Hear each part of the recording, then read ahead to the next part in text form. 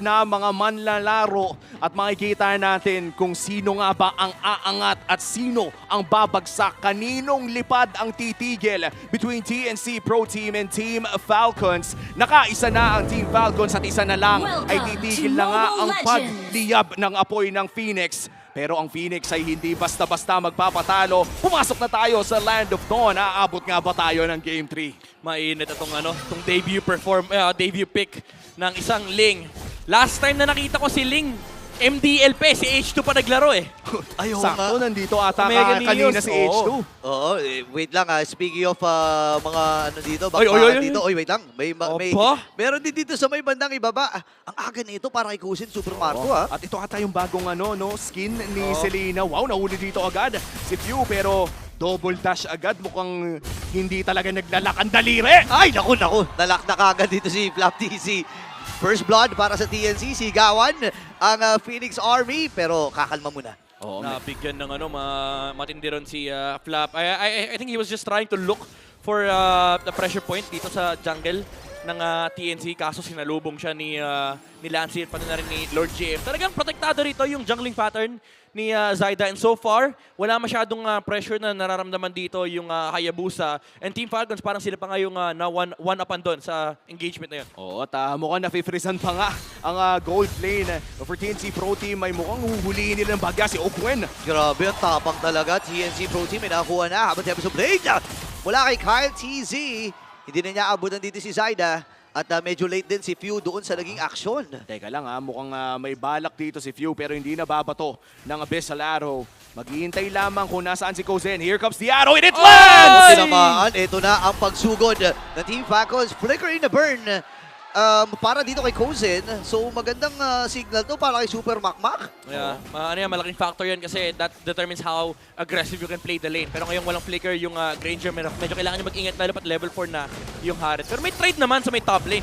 Oo, makakakuha ng libreng pagong ang TNC Pro Team dito. Inuna muna ang purple pero mukhang hindi na lalaban pa at hindi na rin tatama ang Abyssal Arrow. Delikado daw si Few! Ang sakit ng Feathered Airstrike. Aabutan ba? Oy, may flicker din na ginamit. Ang idol ng mga kids. Ngayon, bouncing ball mula kay Yawi. Wala mo na magkakapatayan pero mainit ang TNC, pre. Teka na yun, yung lethal ignition hinipan na lang eh. So, tsaka sobrang lupit na hinintay din ni Lancy na parang i-bait yung flicker. Pero ang ginawa ni Few, nag-dash muna siya.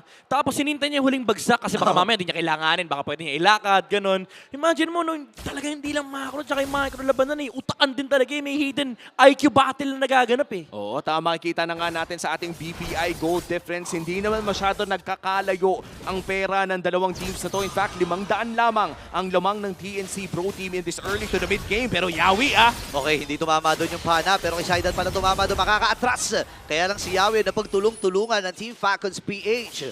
yun din lang talaga yung problema. No? If you're playing the Kufra, the moment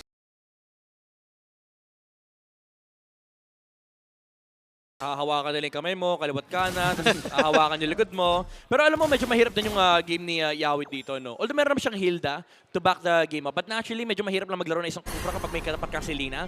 Kasi naka-check lahat ng bush with the arrows. So kailangan yung humawak ng mga bush kasi mabibigyan at mabibigyan talaga siya ng Team Falcons. Tsaka may mga punto no na naging counter din ang isang Hylos sa isang Kufra, no? Kasi ang dali lang eh, pag bumounce ball, salohin mo lang, di ba? Ayan, speaking of pagsalo, nasalo ni Flap TZ. Yung mga Feathered Airstrike pero buhay pa rin siya. Mas mainit, mas ma-agresibong TNC, nakikita natin may flicker pa nga doon si Flap, hindi lamang niya ginamit dahil sigurado siyang mabubuhay siya doon. At sa ating Infinix in-game equipment, di pa naman natatapos sa mga first items ng parehas na kupunan. Mukhang papuntang Thunderbelt dito ang XP laner ng Team Falcons na si Flap TZ as the second turtle of the game spawns. Magtatapatan ng dalawa, mukhang wala pang nakakalamang in terms of the positioning sa ating second turtle. Yeah, medyo gusto rin naman mag-farm ng dalawang core pero sa may bottom lane si Jose TZ. Aray ko po, eto na. Araw ko po. Di na siya nag-flicker. Ni normal na ni Kyle TZ. Alam ng ano yan, alam ng isang lim kung meron talaga siyang magiging target no? Ganun kadali. Yun yung mga nakakamiss. So, yung dash biglang lilipad, yung mga fast hands moment. Oo nga Yun yung pala. madalas may TikTok compilation eh. Tapos yung sasabihin nilang no trade talaga. Kasi ano bang choice mo, di ba? Oo. Napakabilis lumipad. Nakapatay na ng isa, Lord JM. Tatangkihin dito si Few. At mukhang ang Turtle ang sunod na puntirya ng Team Falcons. Yawi nag-stretching na, Kyle TZ. Hinahanap pa nila. At si Zaida, jumitkon na. Doon Okay. na lang hinihintay. Sino ang tatamaan nando? Ngayon si Gansi nagamit din kagad yung Feather Earthstrike. Zaida ay nabitawan yung kanyang Shadow. Ang tanong, makakaabot ba siya? Pero tumama yung Bissell Arrow. Kasama pa yung trap. Si Zaida pa din ang magwawagi dun sa bagong na yun. Tapos si Blade pa mula kay Kyle TZ. Wow! Tumama na naman yung pala mula sa idol ng mga kids. At namatay na kagad yung jungler dito from TNC. Yawi ay aatrasin nila. Laban pa rin. Kasi nga naman nandiyan na si Kozel. Lord JM ay pinupunti rin ng dalawang miyembro mula sa Falcons. Pero kakalma muna ang magkabila. Wow, retry battle ang nagkapogian. Ang dalawang jungler. Parehas may opportunity. Yung mas pogi, isa ngayon, yung nanaig. Oh, last time na nakakita tayo ng Link versus Hayabusa. Falcons AP Bren last season. TLPH pa kalaban nila nun. Alam mo, nakakamiss yung ganito yung Link Hayabusa retrihan. Oo. Kasi pagalingan talaga Oo. yung patong ng skill tsaka ng retry. May tawag pa tayo dyan eh, yung mga galawang sign of the pogi. Oo, sign of Oo nga pala. Yun ang tawag natin doon. sign of the Oo nga. Yung may mga kumakwad shadow habang nagre-retry, Oo. tapos yung mga nagtetempest habang rumiretry. Sila ano pa nun, naalala ko, nandito pa si Kyrie nun. Nandito pa si Kyrie. May Howie Bangs pa yun, May di ba? Howie Bangs pa, yung mga sign of the Si pogi. H2 rin, nandito pa nun. Nandun pa. May freestyle pa ng Hayabusa yun. Na-miss din natin eh, no? Yung sign of the pogi nagbabalik dito sa matchup na to. Wala pa rin pong nakakalamang 6 minutes in at mukhang nahuli si Ogwen. Kyle nag-aarap ng angulo. Uy! Okay, bouncy ball nagamit na habang yung Tempest of Blade ay nabitawan na rin. Pero si Ogen yung mamamatay. Shadow kill. Ay pinagsaluhan ng dalawang miyembro mula dito sa Falcons. Habang si Flap sa may badalikod. Pasok na naman si Kyle. Wala si Tempest of Blade dito pero kompleto pa. Actually, 4. Uy! Para yung sa TNC ay umaabante. Arikod, sakit na rin pala ni Lord JM. Oo, at partida, no, wala pa siyang sinasampal sa kanyang ultimate at kung may nasampal man siya, pinampigil lang ata niya Oo. ng power blade sa ano doon ni Kyle TZ. Oh, ang sakit din kasi niyan eh, yung mababa yung physical defense mo tapos meron pang Thunderbelt procs. Pero very important doon yung approach ng Team Falcon sa team fight. Ang bilis nung pag-takedown nila kay Kufra. Na-dodge nila yung na-dodge ni Kyle TZ yung Tyrant's Rage dito ni Yawi with the Tempest of Blades tapos nag-sign of the Pogi siya. Oo. Pinorbladesan niya. Kaya niyang patayin yung Kufra. Oo nga, nagulat din ako. Hindi nga lang power blade, yung may extra tusok pa eh. Yung alam mong magaling talaga mag-ling na Oo.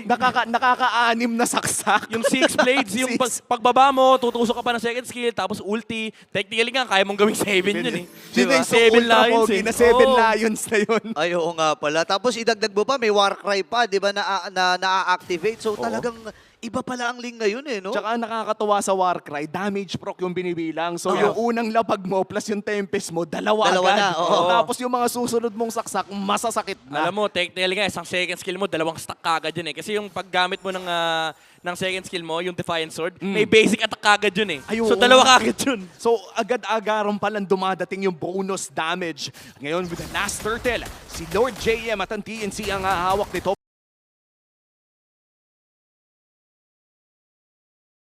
Side na pa rin magwawagi. Habang Flap TC nagamit yung kanyang sipa. Tapak siya ng Cycle ID dito pero pinupuruhan na Yawi. ng Team Falcons itong si Yawi. Naman na yung nakakagad. 4v5 ang magiging laban. Lord JM ay nandito din. Lancy with the Defender Airstrike. Pero si Zaida nag-aantay lang ng cooldown ng kanyang One Shadow. Ando na yung Shadow kill. Flap TC. Nasama pa yung mga minions. So nakakuha din ang kill. Grabe yung bakbakan. Biruin mo no, naghati-hati na pero may Sigal, isang sigal. kumabit pa rin. Uy, uy, uy. Kyle sa likod, Lancy! Ayan yung walang bawi. Talaga! Lilipad pa ang ibon, pero hindi malaya nakalipad at nakatakas pa si Kyle. Grabe. Wow! Labanan talaga ng liparan dito sa game number 2. Grabe, ito yung mga assassin moves na na-miss natin. Anong macro-macro? Ito, alam mo yung pag naghahanap ka ng brawl, ito yung magandang brawl. Oo. Pagalingan kayo pumindot, pagalingan kayo maghanap ng mga malulupit na play. Grabe yung nilakad niya no kanina. After Oo. niyang patayin si Yawi, nilakad niya mula doon sa mid lane tower nila, papunta na sa gilid, tapos sikreto siyang pumesto doon sa bush ng TNC. Tapos sabi niya sa mga kapinya, okay, mahingin dito ako. Tsaka ang nakakatuwa dito sa dalawang assassins na to, naghihintayan sila ng ult. Oo. Walang nag-ulti hanggat hindi nagsha-shadow kill yung isa o Oo. nagte-tempest of blades yung isa.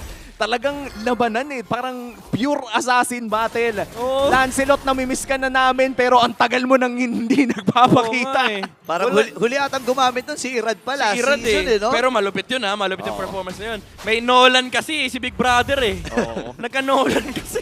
Oh no, for TNC, mukhang nakalamang na ngayon ang Team Falcons, 100 lamang. Still anybody's ball game. As we check the Infinix in-game equipment, kung saan makikita natin na patapos na rin yung Blade of Despair dito ni Yeah. Kyle TZ compared to, of course, the Hayabusa na papunta na rin doon sa, ano ba tong ginachapsuy niya, men? Parang medyo hindi ko alam kung saan papunta eh.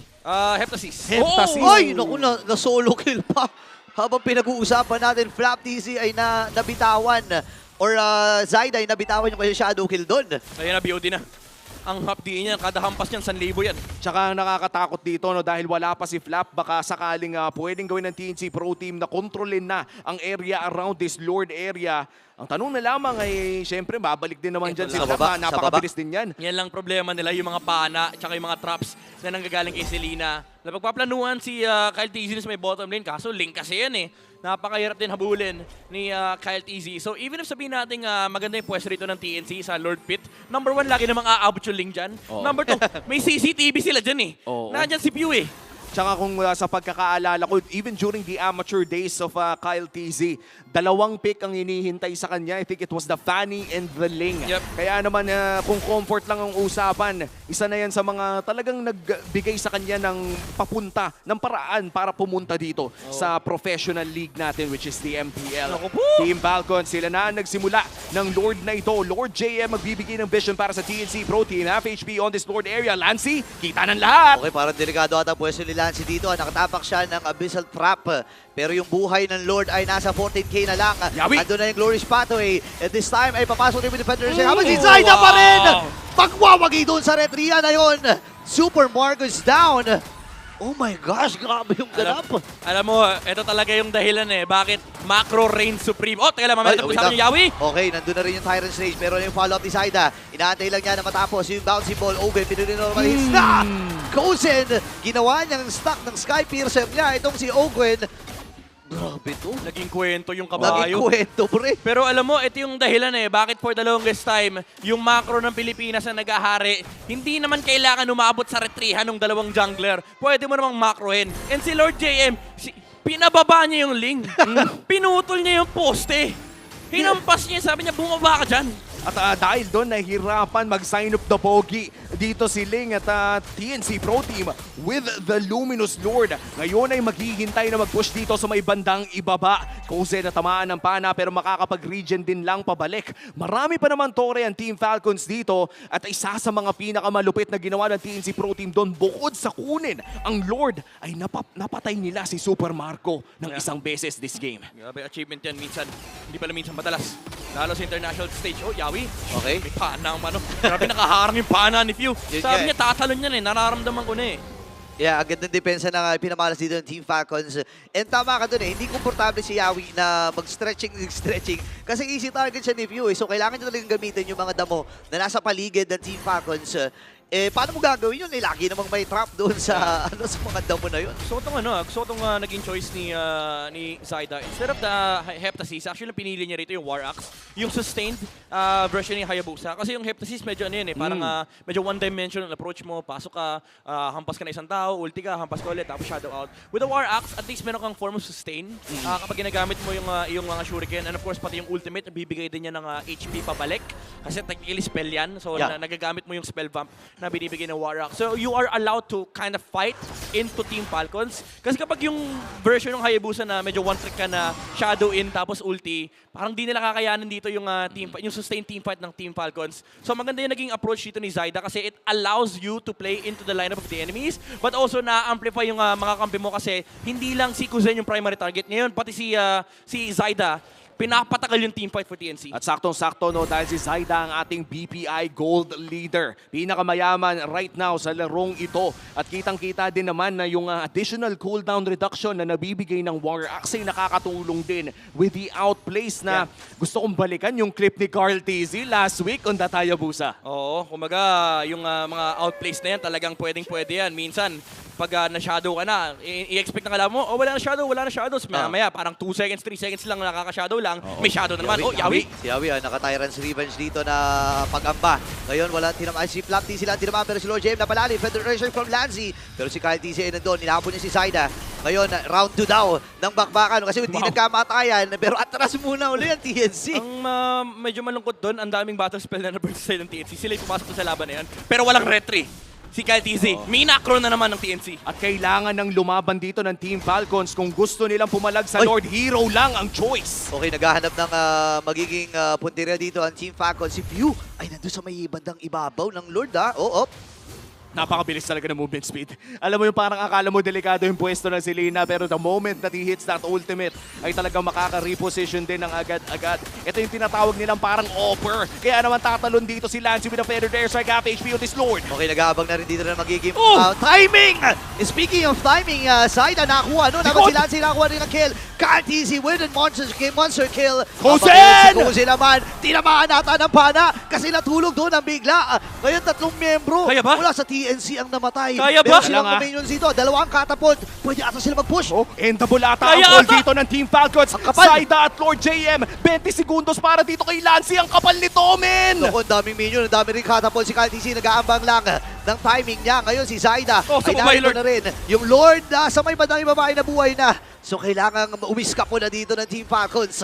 Buti na lang ay nakatakas pa doon si Lord JM at lumabas na rin ang Lord Midnight. Ito na yung chance ng TNC para sa counterpunch. Yeah, pwede sila mag-push back, pero Team Falcons, alam nila yung gagawin nila. Pwede nila puntahan yung bottom lane, harangin nila yung mga dead Si Lord defense JM. dito sa TNC. Nakita nila kagad si Lord JM.